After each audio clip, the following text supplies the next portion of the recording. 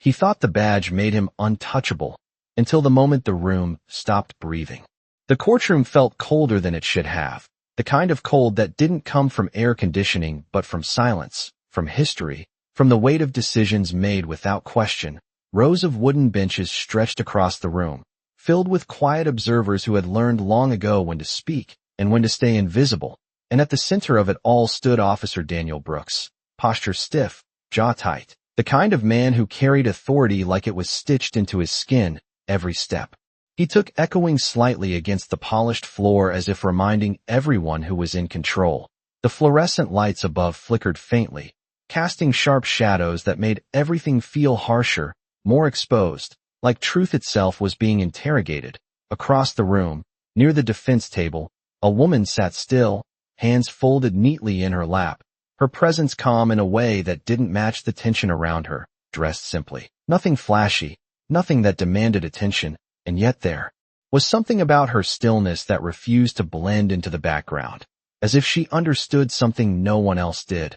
Whispers moved like a low current through the benches, subtle glances exchanged between strangers who had already decided what they believed without hearing a single word, and Brooks noticed her then, not because she spoke, not because she moved, but because she didn't react the way he expected, his eyes narrowing slightly as he stepped closer, the faint creak of his boots cutting through the quiet. "You lost or something?" he muttered, just loud enough for the people nearby to hear.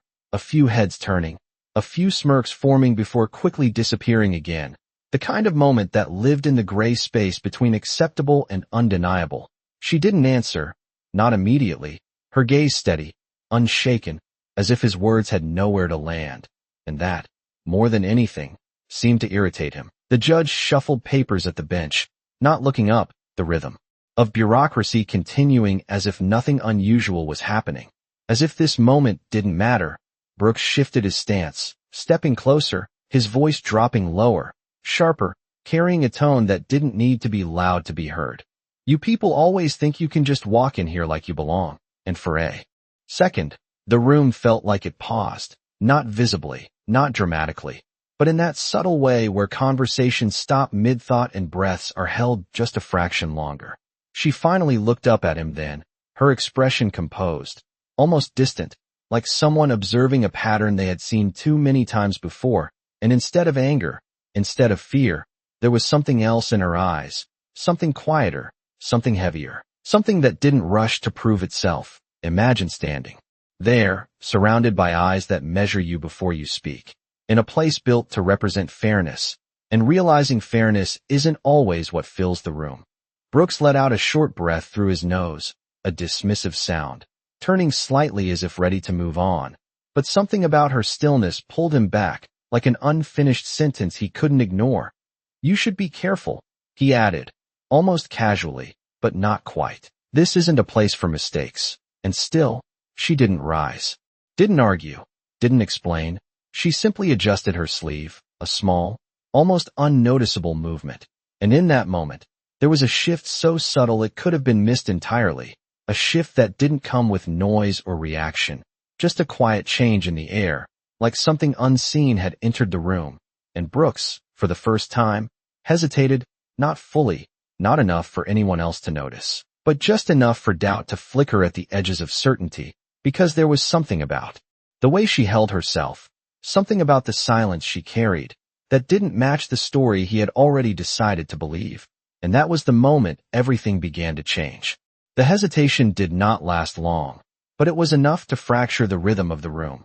Officer Daniel Brooks straightened his shoulders, as if correcting a flaw no one else had seen, his expression tightening as he forced certainty back into place, because doubt, even for a second, was something he had trained himself to bury, not explore. The faint murmur of the courtroom returned, papers shuffling, a cough somewhere in the back row, the quiet hum of a system continuing forward as though nothing had shifted, but something had, and he felt it even if he refused to name it. He glanced again at the woman, expecting to see discomfort, maybe irritation, something human and reactive that would confirm the narrative he had already written in his mind. But she remained exactly as she was, composed, grounded, untouched by the tension pressing in from every direction. That stillness did not challenge him openly, It did something worse.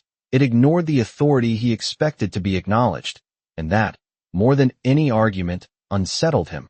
"Stand up when you are addressed," he said, his voice firmer now, projecting across the space, drawing the attention of more eyes, the kind of attention that feeds power, the kind that turns moments into performance. A few people shifted in their seats, watching closely now, waiting to see how this would unfold, because everyone understood the unspoken rule. Moments like this rarely ended quietly. Slowly, deliberately, she rose to her feet, not rushed, not hesitant, her movements controlled in a way that felt intentional, like she was choosing each second rather than reacting to it. Their eyes met fully now, and for a brief instant, the noise of the room seemed to fade again, not because it stopped, but because it no longer mattered. Imagine being in a room where every gaze weighs you down, where expectation tries to shape your response before you even speak, and choosing silence anyway. Brooks tilted his head slightly, studying her, searching for something to push against, something to justify the edge in his tone, but her expression offered nothing he could use, no fear, no anger, only a quiet awareness that seemed to stretch beyond the moment itself. "This is a courtroom," he continued, each word measured. "There are rules here." And still, she did not interrupt, did not defend, did not explain. She simply listened, and in that listening there was a kind of control he did not recognize. The judge finally looked up, just briefly, eyes scanning the exchange with mild impatience before returning to the documents in front of him. A silent decision to let the moment pass on its own. Brooks took a step closer, the distance between them shrinking to something that felt more personal than procedural, his voice dropping again, quieter now, but sharper. "You should understand where you are standing."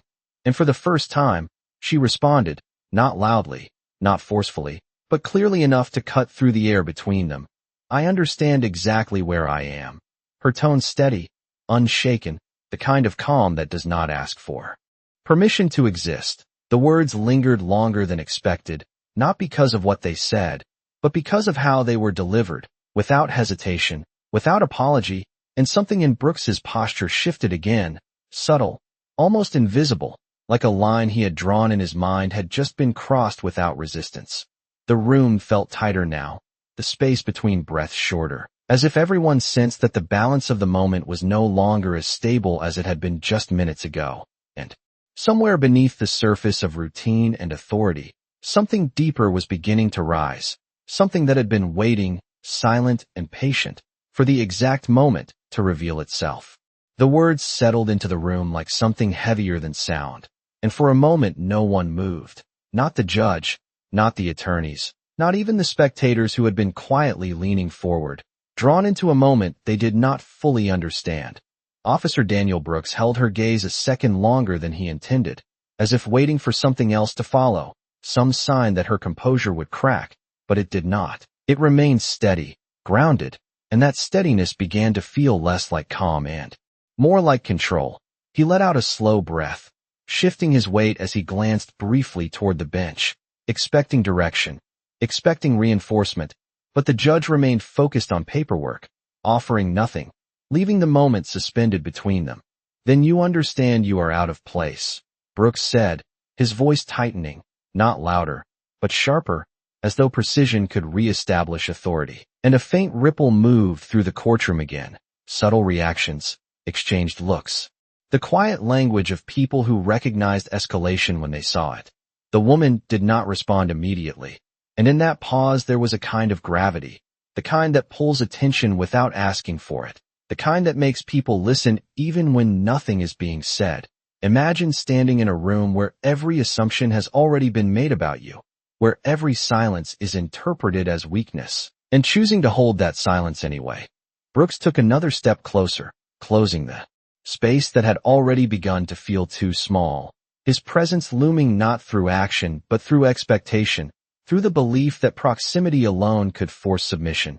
"You should take a seat before this becomes a problem," he added, the words framed like a warning, but carrying something else beneath them, something personal, something that had nothing to do with procedure. A few members of the gallery shifted uncomfortably now, sensing the shift from routine to something more charged, something less predictable. The woman's eyes did not leave his, and when she finally spoke again, her voice was calm, measured, but there was a subtle change now, a depth that had not been fully visible before. "Officer, are you done?" The question landed differently than anything else that had been said, not confrontational, not defensive, but precise, like it had been waiting for the exact moment to be asked. Brooks blinked once, caught slightly off guard, not by the words themselves, but by the way they reframed the entire exchange, as if control had quietly shifted without his permission. He let out a short, dismissive laugh, though it lacked the confidence it might have carried earlier. "I decide when this is done," he replied. But even as he said it, something in the room felt different, like the foundation of the moment had shifted beneath his feet.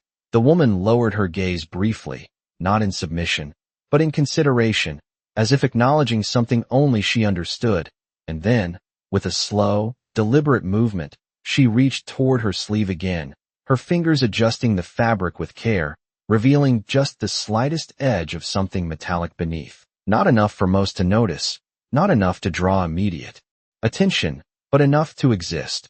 Brooks followed the movement instinctively, his eyes narrowing as he tried to place what he had seen, his mind searching for context, for explanation, for something that would return the situation to something familiar, but nothing came. The air in the courtroom tightened further, the quiet growing heavier, the kind of quiet that does not come from absence of sound but from anticipation. Somewhere near the back, a chair creaked softly, the smallest noise suddenly amplified, and in that moment, Brooks felt it again, that flicker of uncertainty, stronger now, harder to ignore, as if the story he had constructed was beginning to unravel piece by piece.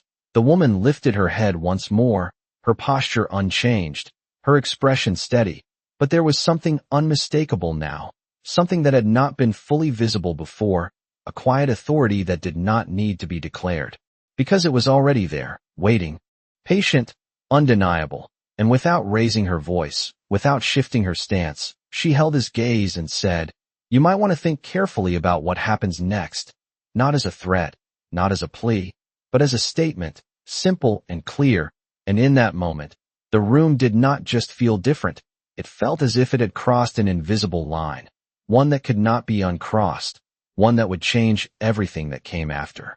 The warning did not echo, but it lingered, settling into the corners of the courtroom like something unseen yet impossible to ignore. Officer Daniel Brooks felt it in the way the air shifted, in the way the usual background noise seemed to pull back just enough to leave space for something else to rise, something quieter but far more dangerous than raised voices or open confrontation. He straightened again, forcing a small scoff under his breath, the kind meant to dismiss what he did not understand, because uncertainty was not something he allowed to take root. Not here, not in front of an audience. "Careful," he repeated, his tone edged with disbelief, though not as sharp as before. "You are in no position to tell me to be careful." And yet even as the words left his mouth, they felt thinner than they should have, like they had lost some of their weight somewhere between intention and delivery. The woman did not react to his dismissal, did not lean into the moment or retreat from it. She simply remained exactly where she was, grounded in a way that made everything around her feel slightly off balance, as if the center of the room had quietly shifted without anyone announcing it. Imagine standing in a place where authority is supposed to be unquestioned, and realizing the person holding it is no longer certain it belongs to them. Brooks glanced briefly toward the gallery, searching for the familiar reinforcement of silent agreement, but the expressions he found were different now, less certain, more attentive, as if the room itself had begun to reconsider what it was witnessing. A man in the second row leaned forward slightly, his brows drawn together, while a woman near the aisle exchanged a quick look with the person beside her, the kind of look that carries a question without words. The judge, still seated behind the bench, paused for a fraction longer than before, his pen hovering above the page as if something had interrupted his routine, though he did not yet look up. Brooks turned his attention back to her, the need to regain control pressing more firmly now.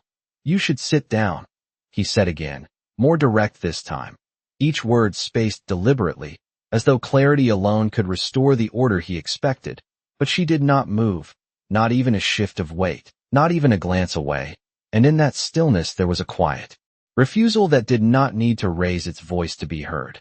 Instead, she took a slow breath, the kind that grounds rather than prepares, and her eyes moved briefly past him, not dismissing him, but seeing beyond him, as if the moment was already larger than the exchange between two people.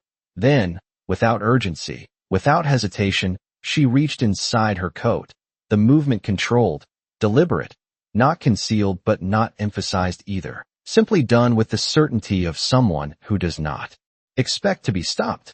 Brooks's attention snapped to the motion instantly, his body reacting before his thoughts could fully form, a reflex built from years of training. But something held him back from interrupting, something he could not quite explain, like an instinct that told him this moment was not unfolding the way he thought it was. The room seemed to tighten again, every small sound sharpening, the faint hum of the lights, the distant shuffle of paper, even the quiet breathing of the people seated behind him, all of it pulling inward toward the single point of focus now resting on her hand. She did not rush, did not dramatize the action. She simply brought out a small leather case, worn but well kept, and held it at her side for a brief second, as if allowing the moment to fully arrive before continuing. Brooks's gaze locked onto it, his mind racing ahead, searching for explanations, for categories, for anything that would fit what he was seeing into something familiar. But nothing settled, nothing made immediate sense. And then, slowly, she opened it, not with force, not with flourish, but with a quiet certainty that carried more weight than any raised voice ever could.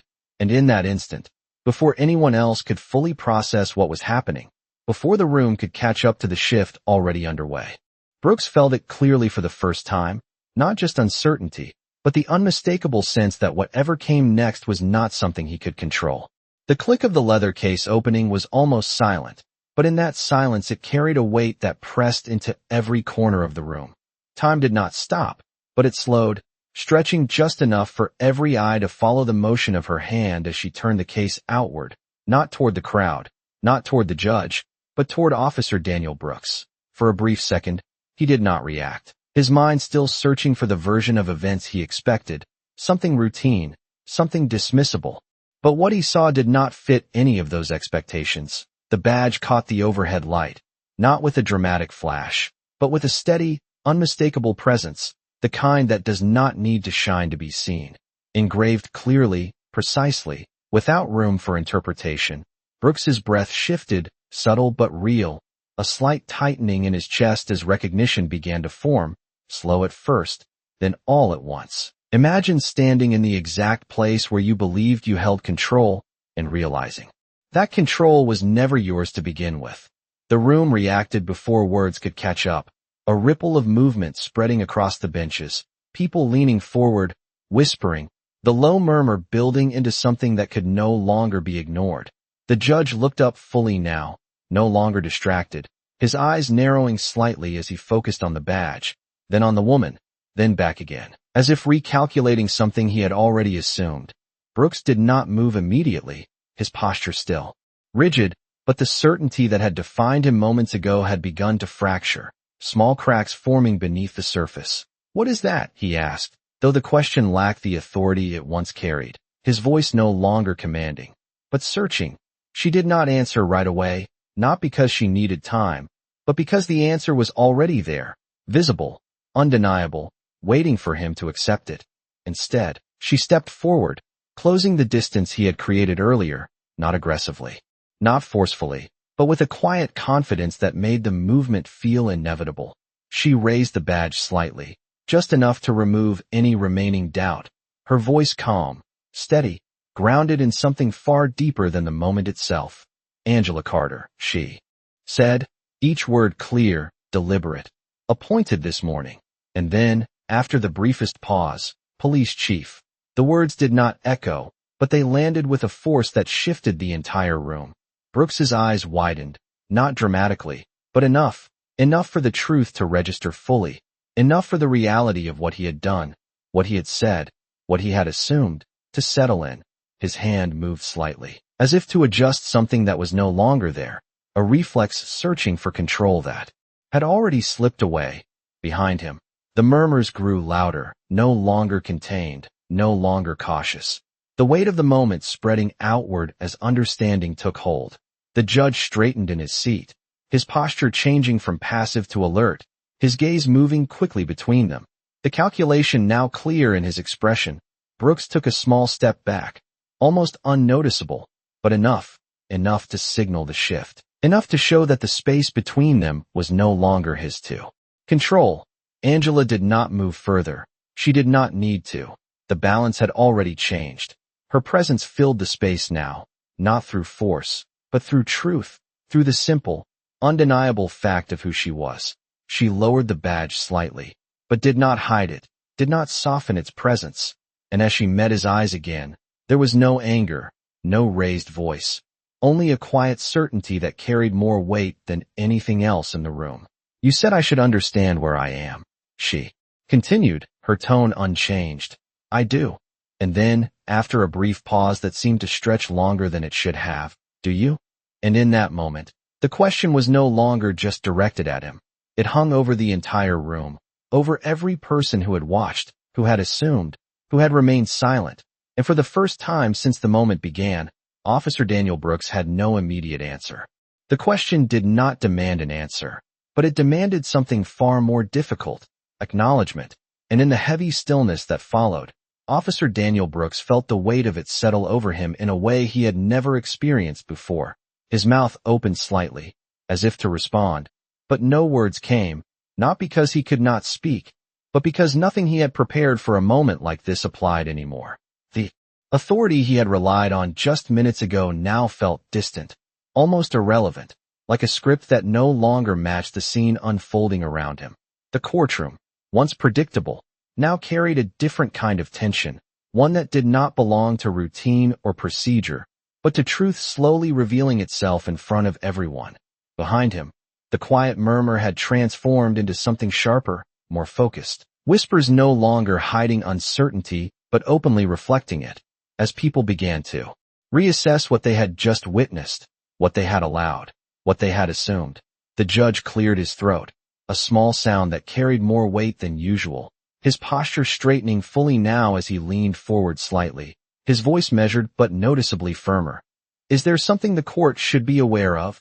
The question hung between formality and urgency, no longer indifferent, no longer detached. Angela Carter did not rush to answer. She did not raise her voice or claim the room. She simply turned her attention toward the bench, her movements controlled, respectful, yet undeniably authoritative in a way that did not need to be announced. "There is," she replied calmly, her tone steady, "but not in the way this started." And her eyes briefly moved across the room, acknowledging the presence of everyone there, not seeking approval, not asking for validation, but recognizing the moment for what it was. Imagine standing in a place where silence has always been safer than truth, and choosing to speak anyway, not loudly, not forcefully, but clearly enough that it cannot be ignored. Brooks shifted again, his stance no longer grounded in certainty, but in adjustment, as if he were trying to find stable footing on something that had already changed. His gaze moved quickly between Angela and the judge, searching for structure, for direction, for something that would restore the hierarchy he understood. But the structure was no longer fixed, and the direction was no longer his to control. Angela stepped forward slightly, just enough to be fully visible to both the bench and the room, her presence no longer something that could be overlooked or dismissed. And as she spoke again, each word carried a clarity that cut through the lingering noise. "This courtroom was never the problem," she said, her voice even, "but what happens inside it matters." And the simplicity of the statement made it impossible to deflect. The judge nodded once, slowly, the shift in his demeanor now unmistakable, his attention fully engaged, no longer passive, no longer distant, as if the moment had forced him to recognize something he could not ignore. Brooks felt the shift more than he understood it. The invisible structure that had supported his confidence now replaced by something unfamiliar, something that did not respond to tone or presence, something that required accountability rather than assertion. A faint sound came from the back of the room as someone adjusted in their seat, the kind of small movement that would normally go unnoticed, but now felt amplified, because everything felt amplified. Angela lowered her hand slightly, the badge still visible, still present, not as a display of power, but as a reminder of it. And when she looked back at Brooks, there was no hostility in her expression, no satisfaction, only a quiet recognition of what the moment had become. "You asked me to understand where I am," she said again, her voice softer now, but no less clear. "This is where accountability begins." And the words did not land as an accusation, but as a statement of fact, one that extended beyond him, beyond the room, into something larger that could not be dismissed. Brooks swallowed once, the motion small but telling, his posture no longer rigid, no longer certain. And for the first time since the moment began, he lowered his gaze, not out of instruction, not because he was told to, but because he no longer had a reason to hold it the way he had before. And in that quiet shift, the room understood something had changed, not just in position, not just in authority, but in the balance of truth itself. The shift did not announce itself with noise or movement, but it settled into the room with a quiet finality that no one could ignore. The courtroom, once filled with the familiar rhythm of routine, now held a different kind of presence, one shaped not by authority alone, but by awareness, by the unmistakable realization that something deeper had been exposed. Officer Daniel Brooks remained still for a moment longer, his gaze lowered, not in defeat, but in recognition, as if the space he stood in had changed without moving, as if the ground beneath him now carried a weight he had never noticed before. The judge leaned forward, his voice measured but no longer distant. "Officer Brooks," he said, the name now carrying a tone of expectation rather than assumption. "This court requires clarity." And the words did not demand volume. They demanded truth. Brooks lifted his head slowly, his expression no longer sharp, no longer guarded in the way it had been earlier, but searching, as though he were trying to understand the moment from a place he had never considered before. Imagine being forced to see a situation not through control, but through consequence, not through position, but through perspective. He glanced briefly toward Angela Carter, not with challenge, not with dismissal, but with something unfamiliar, something closer to uncertainty, and then back toward the bench, his voice quieter now, stripped of the edge it once carried. "Your Honor, he began, but the sentence did not complete itself, not because he was interrupted, but because the words he would have used no longer fit. The silence that followed was not empty.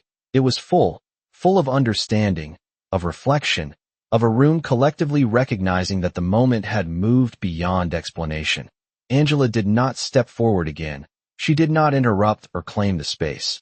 She simply remained where she was, her presence steady, allowing the moment to unfold without force, because it no longer required it. A subtle shift moved through the gallery as people adjusted in their seats, not out of discomfort, but out of awareness, as if they were seeing the same space through a different lens now.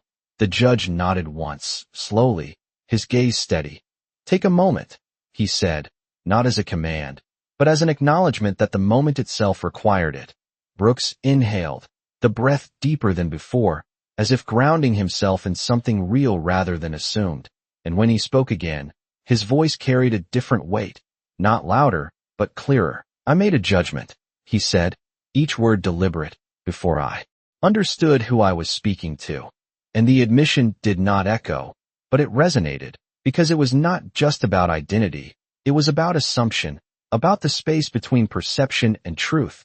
Angela's expression did not change, but there was a subtle shift in her eyes, not approval, not dismissal, but recognition.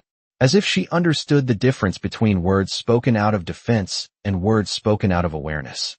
"And what you did," Brooks continued, the pause between his words longer now, "was not based on fact." And the room absorbed that quietly, without reaction, because the weight of it did not need amplification. The judge leaned back slightly, considering, his expression no longer passive, but engaged in a way that suggested the moment would not be brushed aside. Angela finally spoke again, her voice calm, steady, carrying the same quiet authority it had held from the beginning. "This is not about me," she said, and the simplicity of the statement shifted the focus once more. "It is about what happens when assumptions are allowed to stand unchallenged." And her gaze moved briefly across the room, acknowledging the broader truth that extended beyond the exchange between two individuals. Brooks listened, not interrupting, not reacting defensively, but absorbing, as if the words were reaching a place that had not been addressed before. The courtroom remained silent, but it was no longer the silence of avoidance. It was the silence of understanding, of a system being forced, even briefly, to look at itself. Angela lowered her hand fully now, the badge no longer raised, no longer needed as a focal point, because its meaning had already been established, and as she looked back at Brooks, her voice softened slightly, though it did not lose its clarity. "What matters now," she said, "is what you choose to do with that understanding." And the statement did not close the moment. It opened it, leaving space for something that had not been present before, responsibility. And in that space, the courtroom did not feel like a place of judgment alone, but a place where something deeper had begun to take shape. Responsibility did not arrive with a loud declaration. It settled slowly, like something that had always been there, but had finally been acknowledged, and the courtroom felt it, not as tension this time, but as a shift in direction, as if the moment had moved beyond confrontation and into something far more difficult, reflection. Officer Daniel Brooks stood there, no longer searching for control, no longer trying to reclaim the space he had lost, but instead facing something he could not deflect, the reality of what had unfolded in front of him, not just in action, but in meaning. His shoulders lowered slightly, not in defeat, but in release, as if the weight he had been carrying was no longer something he could ignore. Imagine realizing that the authority you believed defined you was never meant to replace understanding, that it was meant to serve it. The judge observed quietly, his posture composed, but his attention unwavering, allowing the moment to continue without interruption, because there was nothing he could say that would carry more weight than what was already being understood. The room remained still, but it was no longer the stillness of uncertainty. It was the stillness of people listening, truly listening, not to respond, but to recognize. Brooks finally spoke again, his voice steady, though quieter than before. "I acted without considering the full truth," he said, each word measured, not rehearsed, not defensive, but deliberate. And that should not have happened. And the admission did not feel like a statement made to satisfy the room. It felt like something said because it needed to be said, regardless of who was listening. Angela Carter held his gaze, not with judgment, not with approval, but with a calm that allowed the words to exist without being dismissed or exaggerated. Because this moment was not about forcing an outcome, it was about revealing one. A faint shift moved through the gallery again, not whispers this time, but a quiet acknowledgement, as if the people present were recognizing something beyond the individuals in front of them, something about the system itself, about the way moments like this had been handled before, and how rarely they were allowed to unfold this way. Brooks inhaled slowly, grounding himself, and continued. "I assumed," he said, the word lingering longer than the others, and that assumption affected how I responded. And there was no attempt to soften it, no attempt to redirect it, just the simple truth laid bare in a space where truth was often complicated. Angela took a small step forward, not to close the distance, but to stand fully within the moment. Her presence no longer something that needed to be asserted, but something that was understood. "And now you see it," she said, her voice even, not questioning, not demanding, but acknowledging, because awareness, once reached, does not need to be forced further. Brooks nodded once, the motion small but significant, because it was not agreement with her alone, it was agreement with what the moment had revealed. The judge leaned back slightly, his hands resting on the bench, his expression thoughtful, as if weighing not just what had been said, but what it meant for everything that came after. Angela's gaze moved briefly across the room again, taking in the faces that had watched, that had remained silent, that had formed conclusions before understanding, and when she spoke again, her voice carried a quiet clarity that extended beyond the exchange. "This is where change begins," she said, "not in what we say when things are easy, but in what we acknowledge when they are not." And the words settled into the room with a kind of permanence, not as a conclusion, but as a foundation. Brooks lowered his gaze once more, but this time it was not from uncertainty, it was from reflection, from the recognition that the moment had shifted something within him that could not simply be undone. The courtroom remained silent, but it was no longer waiting for something to happen. It was absorbing what already had, and in that silence, something rare had taken place. Not a display of power, not a reversal for the sake of spectacle, but a moment where truth had interrupted assumption and had been allowed, for once, to stay. The silence that followed did not feel empty. It felt complete, as if the moment had reached a place it was always meant to arrive at, not through force, not through authority, but through something quieter and far more lasting. The courtroom no longer carried the same tension it had at the beginning. The sharp edges of assumption softened now by awareness, by the understanding that what had unfolded was not just an isolated exchange, but a reflection of something deeper, something that had been present long before this moment and would continue long after it. Angela Carter stood steady, her presence unchanged, not elevated by the reveal, not defined by it, but grounded in something that had been there from the very start, something that did not require recognition to exist. Officer Daniel Brooks remained still for a moment longer, his posture no longer rigid, no longer guarded, but thoughtful, as if he were standing in a space that finally allowed him to see clearly, without the distortion of assumption. Imagine realizing that the moment you thought you were in control was actually the moment you were being shown the truth, and that truth was not there to break you, but to change you. The judge looked across the room one final time, his expression composed, but carrying a weight that had not been there before, and when he spoke, his voice was calm, steady, and final. This court will proceed with clarity. And the words did not simply move the session forward. They acknowledged what had taken place, that clarity had been restored not by procedure, but by truth. A quiet movement passed through the gallery as people adjusted, not in discomfort, but in reflection, as if each person carried a piece of the moment with them, something to consider beyond the walls of the courtroom. Brooks exhaled slowly, the breath steady, grounded, and when he lifted his head again, there was no trace of the certainty that had once defined him, but something else in its place, something quieter, something real. He did not speak again, because there was nothing left to say that had not already been understood. Angela lowered her hand.